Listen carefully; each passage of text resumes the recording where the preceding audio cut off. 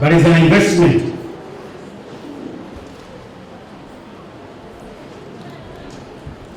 Because with full-time jobs at home, endless day-to-day tasks, it's easy to fall into a comfortable zone of boredom. But adding this, as married life moves forward and kids and bills start to come in, many couples struggle to maintain their initial state of contentment beyond the first year. But just because the waiting is long over doesn't mean the newlyweds now have it easy. An investment is something we commit to in order to gain a return. We invest money in retirement, in business. We invest time into things we enjoy. We are singing, we are investing a lot of time in this singing. A young man is investing time in practice. And invest our hearts in those we love. The opposite of investing is to take out, to drain, use up, or treat as expandable. Many in our culture today go into marriage thinking about what they can take out of the relationship.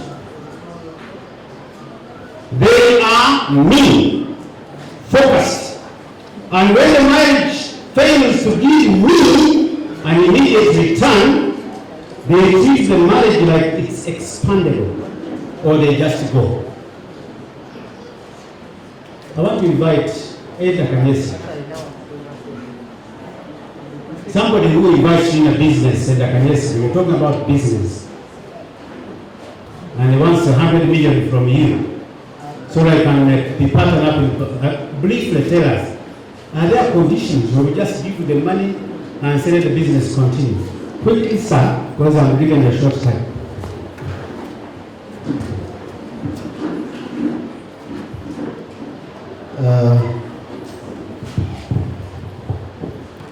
You want me to invest 100 million? Yes, and give this, stand up, sir. This man is inviting you in a business to partner up with him. He's bring 100, you bring 100. So what are we going to do? That's what I want to know. Are you going to give him? That's one. I'm bringing 100, you're bringing 100. What are we doing? That's number one. What kind of business? No, just what? Then the number two, what is the likely return on that investment? Number three, what time do you have for this investment? The accountabilities and responsibilities. Number four, how are we going to share the proceeds? Number five, the memorandum of understanding or contract. Those of you going to go into business or already in business, those are the wise words from a businessman. Amen? Amen? We don't have the time to go through what he has said, but you have understand that he will not just give 100 million to this gentleman and offer there are conditions that they have to agree upon. True? Yes. Elder Mugisha. In marriage, you are a married man, you've been a married man. Do you want some few things clarified as well? Or you don't, you just go in as you want? You don't have to come here, you know, you can be where you are, but since you are here, come. Thank you, Elder. Yes, there are certain issues that you must spell out clearly before you say I do. Number one, the number of kids that you must have. We talked about three number, whether they are boys or girls, there's nothing like the 3 boys now need another child, a girl probably, because we already talked about the 3. So it's very important to talk about the number of children. Secondly, how to handle your in-laws. Very important. You must also talk about that. Thirdly, it's about the finances. If both of you are working, what percentage is she going to bring and what percentage are you going to bring? And also the fourth, and which is my last for now, is the department of maids she should be happy to handle it. Thank you. Thank you very much, Elder. Elder has not had a chance to discuss, doesn't even know who my next person is. But the next person do not say, Elder said what I wanted to say. Say what you also feel supposed to. This is my prayer. You can give her the thing from there. I have so many things I would like to invest in my marriage. And the first one, I need to invest in bringing out the best in my partner. I need to understand that he has weaknesses, that sometimes they throw me out of balance, just as I must also be having my mistakes. So I do this by never putting him down, never regretting why I married him, looking out for what is good about him, and dwelling on that good more than the bad. Number 2, I must invest in myself if my marriage has to work.